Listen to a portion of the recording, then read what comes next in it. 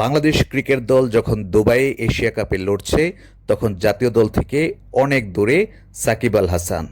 বাংলার ক্রিকেটের পোস্টার বয় এখন খেলছেন ক্যারিবিয়ান দ্বীপপুঞ্জে। জাতীয় দল থেকে দূরে থাকলেও পারফরমেন্স দিয়ে কিন্তু নিজেকে সামনে আনতে ভুল করছেন না সাকিব আল হাসান। ক্যারিবিয়ান প্রিমিয়ার লিগে এবার আরও একটি ঝোড়ো ইনিংস খেললেন সাকিব আল হাসান।